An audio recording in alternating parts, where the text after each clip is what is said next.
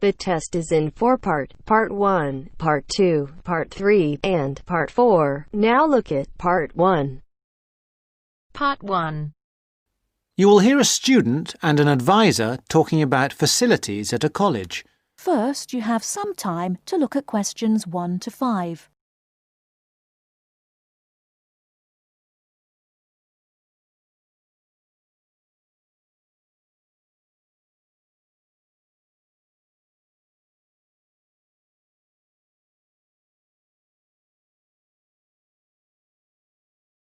Now we shall begin.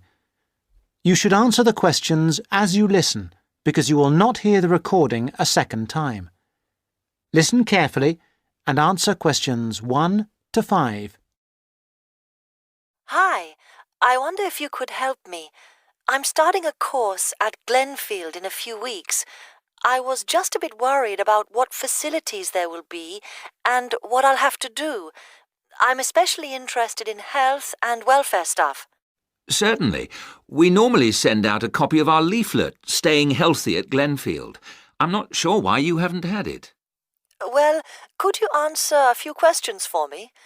Firstly, I'm wondering about how I get a doctor when I arrive. Well, you can register with the University Health Centre on North Campus.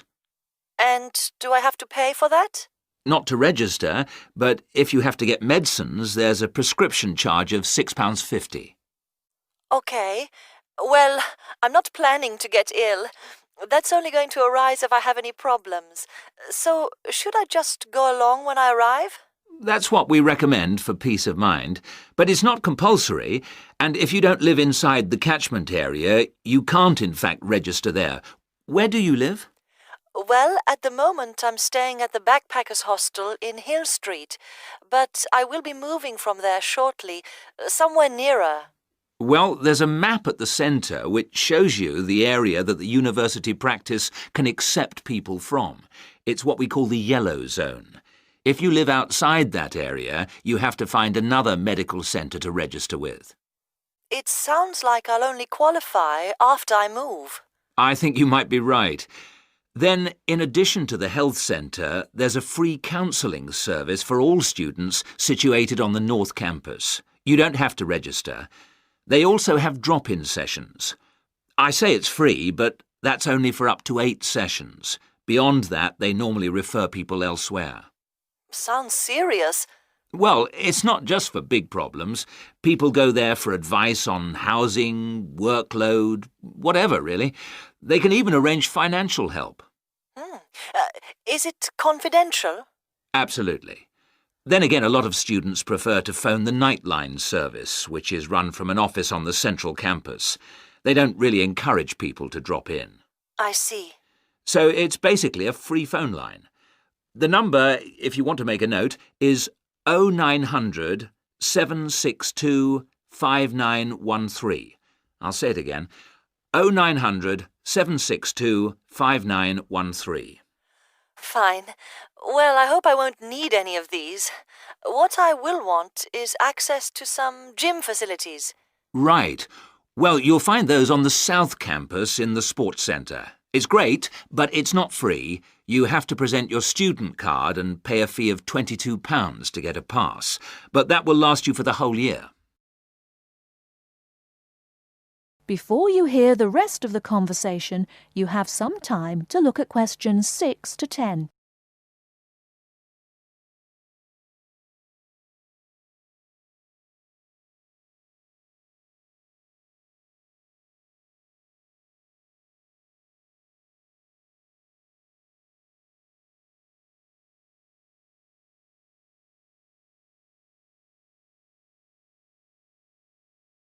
Now listen and answer questions 6 to 10.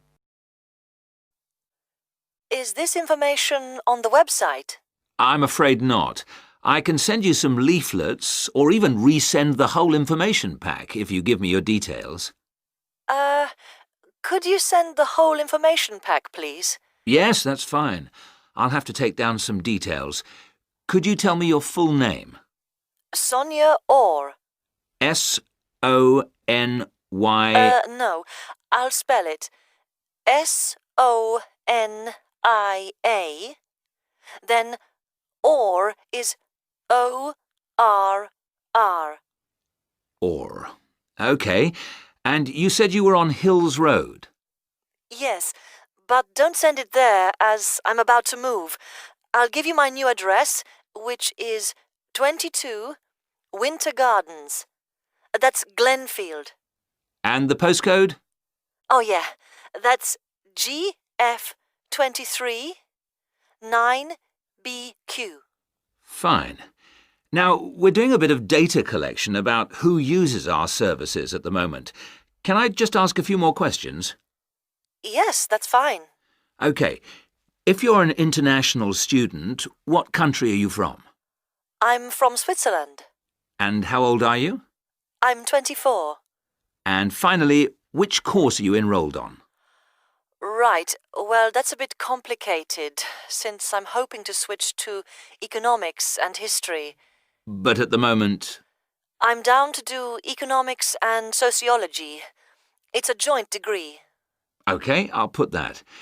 Great. Well, I'll pop the information pack in the post, and you should get it soon. That is the end of part 1. You now have half a minute to check your answers.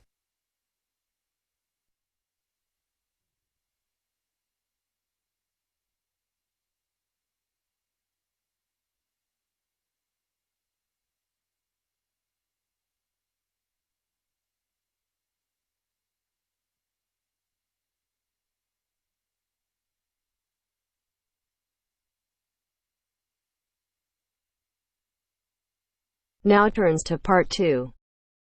Part 2. You will hear a tour guide welcoming a group of visitors to the British Library and telling them about the library and what they will see there. First, you have some time to look at questions 11 to 15.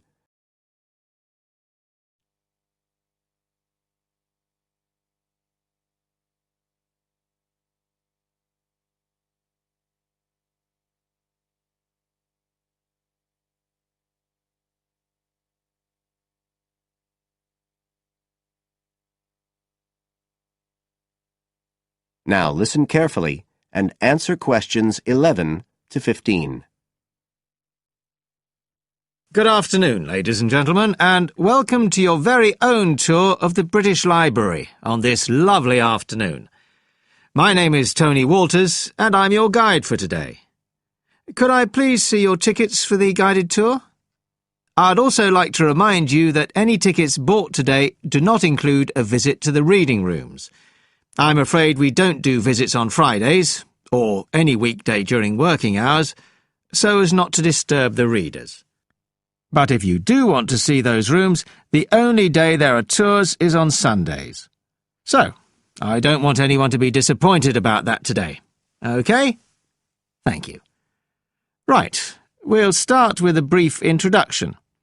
As many of you know, this is the United Kingdom's National Library, and you can see that this is a magnificent modern building.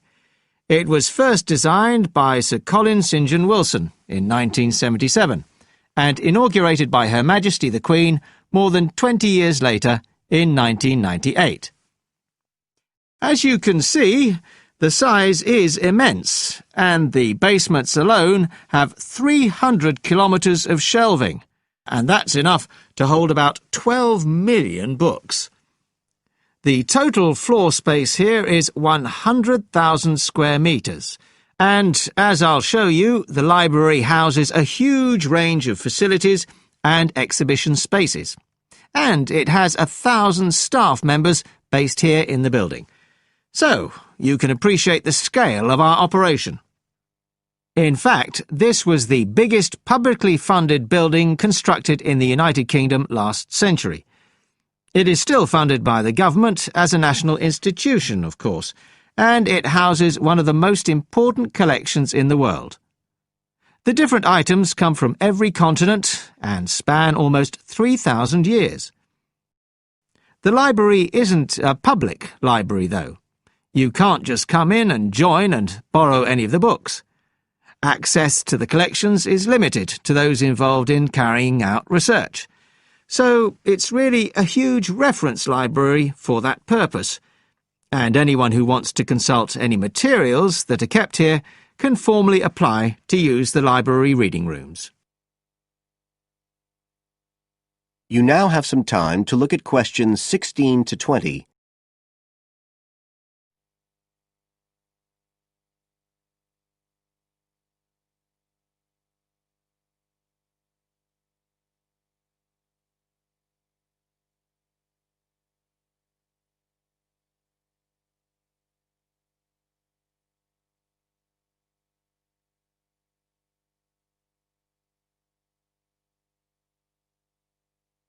Now listen and answer questions 16 to 20.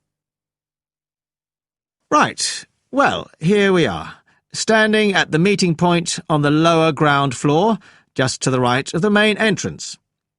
I've given you all a plan of the building so that we can orientate ourselves and get an idea of where we'll be going.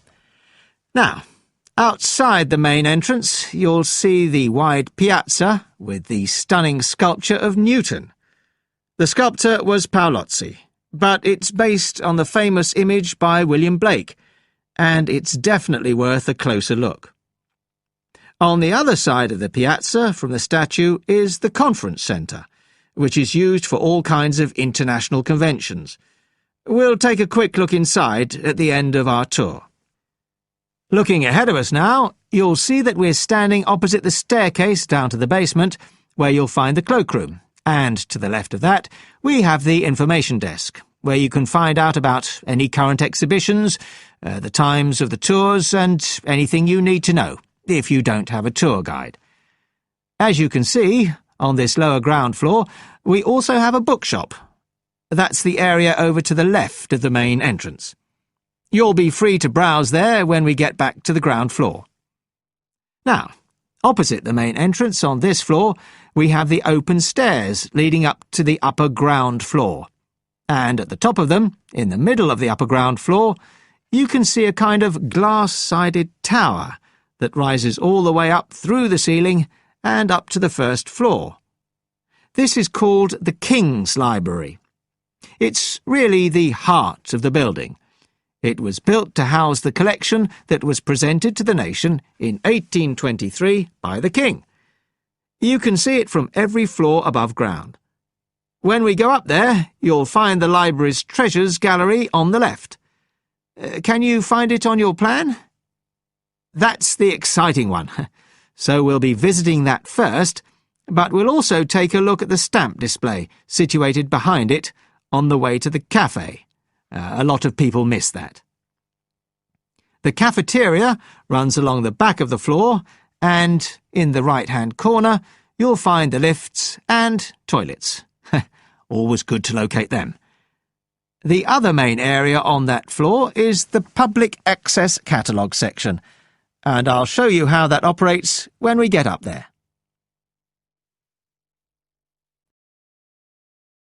That is the end of part 2.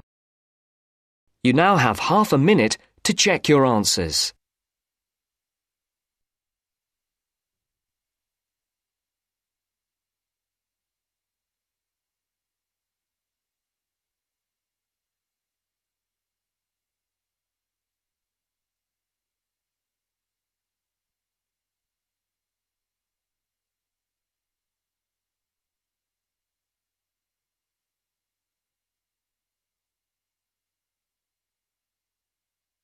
Now turns to part 3.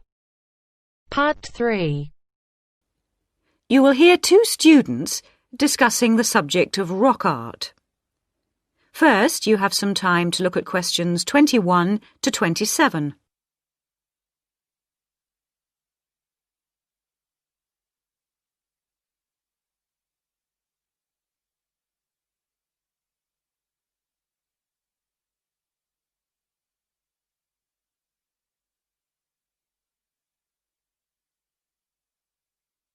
Now listen carefully and answer questions 21 to 27. Hello, David. Oh, hi, Mia. Sorry I'm a bit late. Oh, no problem. Thanks for agreeing to help me with my assignment today. I really needed to go over it with someone. Sure. You were going to talk about European rock art, weren't you? Yes, the rock drawings in the caves of Lascaux in western France. Oh, fantastic. Over 13,000 years old, I believe. What sort of drawings are they? They're drawings of animals on the whole, but you can also find some human representations, as well as some signs. There are roughly 600 drawings at Lascaux. Really? Were they mostly pictures of bulls? Well, no, actually. The animal most depicted was the horse. Have a look at this graph. It shows the distribution of the different animals. You see, first the horse, and then, after that, a sort of prehistoric bull. Oh, OK. That's interesting, isn't it? And the third most commonly drawn creature was the stag. There were some other animals, but these are the main ones. What are the drawings like? I mean, what sort of style? Well, the bulls are depicted very figuratively. They're not very realistic. They're very big by comparison to the other drawings of people and signs. They appear to be almost three-dimensional in some cases, following the contours of the cave walls, but of course they're not. Amazing. Perhaps they felt these animals were the most impressive and needed to be represented like that. Yeah, maybe. The drawings of humans, by contrast, consist of just simple lines, like the stick figures my little sister draws. Perhaps humans were seen as less important. Perhaps.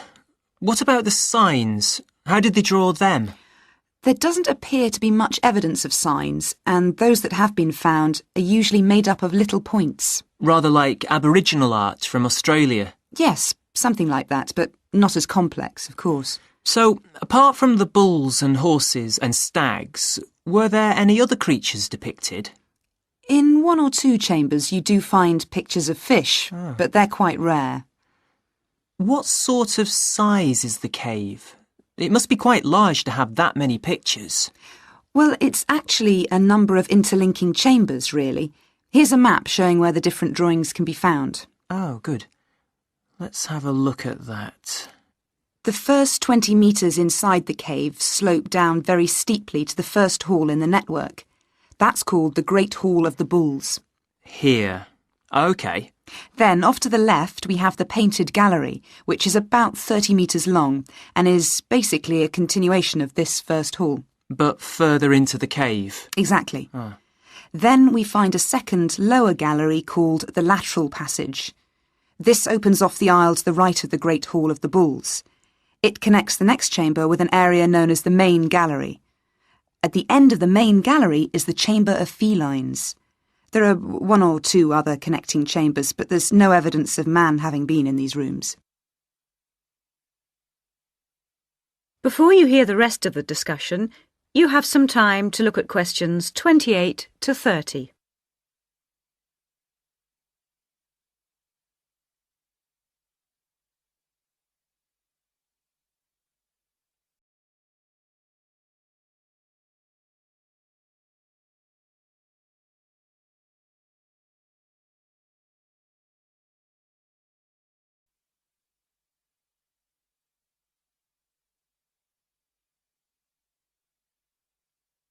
Now listen and answer questions 28 to 30.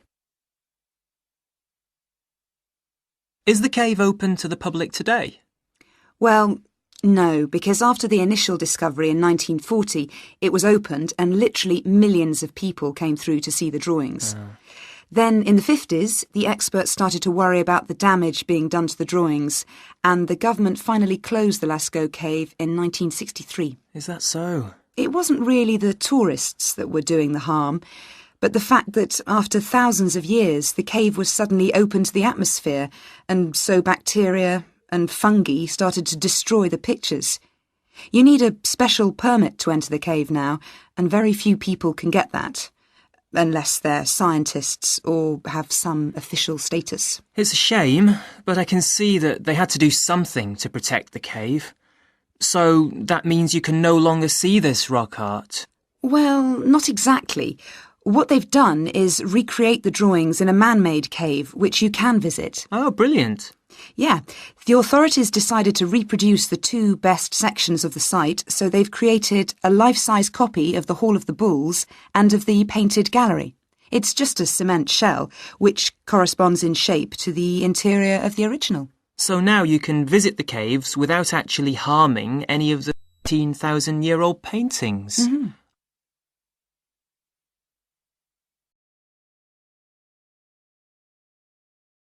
That is the end of part 3. You now have half a minute to check your answers.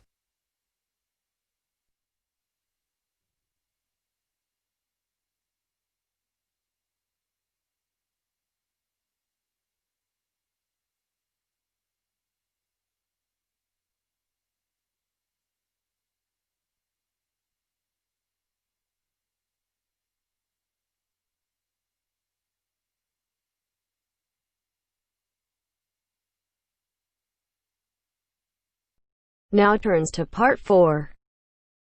Part 4. You will hear a lecturer talking about the process of fossilization. First, you have some time to look at questions 31 to 40.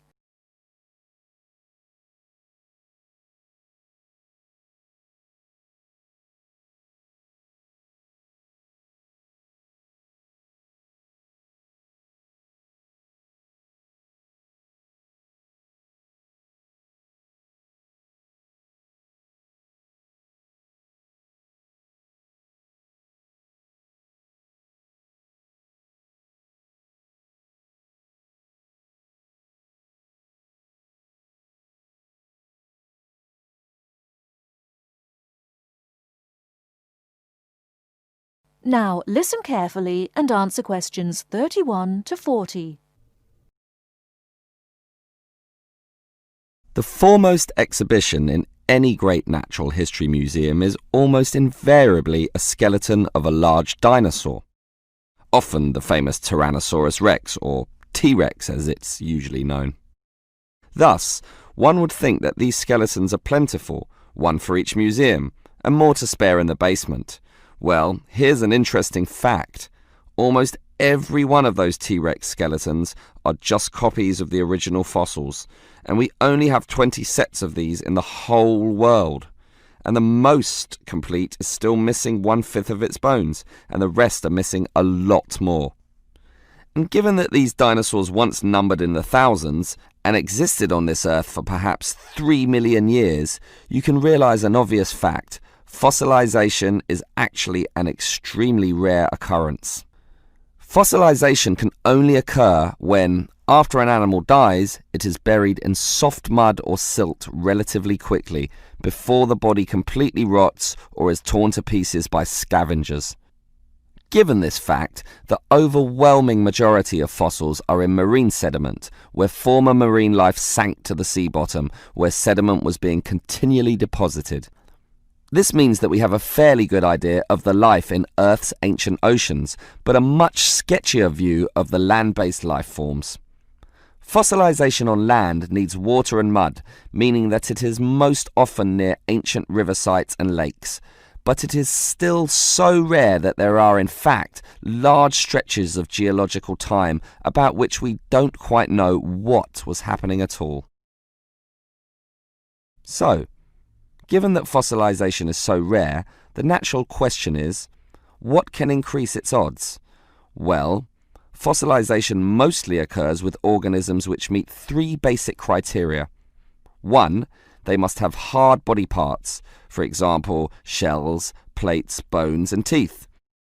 Unfortunately, the soft parts just rot away far too quickly to be fossilized. And I say unfortunately because it is often the soft fleshy features that most interest us. An elephant's trunk, for example, would not fossilize, and from the skeleton alone, we would never know the trunk was there. The second criterion for more likely fossilization is that the organism in question must have existed in considerable numbers and be spread over a wide geographical range. This simply increases the statistical probability that one of them will one day be fossilized and hopefully found. Finally, and by the same logic, the species needs to have existed on the Earth for a long time, and the longer, the better. So, these are the 3 main criteria, but there are others. Being a large size, for example, helps us to notice and discover them as fossils more easily, and being a marine organism, as mentioned, helps also. Trilobites, a strange sort of ancient crab, are a perfect example. Their body structure was one of hard plates. They existed over virtually the whole world of their time and over a huge span of geological history, over 250 million years in fact, one of the longest ranges of any creature ever. Added to this, some species could grow to relatively large sizes, and they lived in the sea. Perfect. These creatures meet all the criteria, and as a result, museums all over the world are spilling over with trilobite fossils of all shapes and sizes. As far as fossils go, they are common. So, let's think about T-Rex once again. It too basically meets all the criteria that we mentioned. It has hard parts, being the bones, had some dispersion, and had been around for a long time, although it cannot compare to trilobites in this respect. However, it does have one important advantage over trilobites. It is large, very large, which means we can discover it far more easily than many other fossils. And here's another advantage. Dinosaur hunters are a dedicated and fanatical breed, continually at work in all the likely sites of the world. Basically, us human beings are fascinated by these creatures. So much that we are always searching for them, probably more than any other types of fossil, meaning that more T-Rexes will inevitably spring up in the future, and one is certainly glad for this.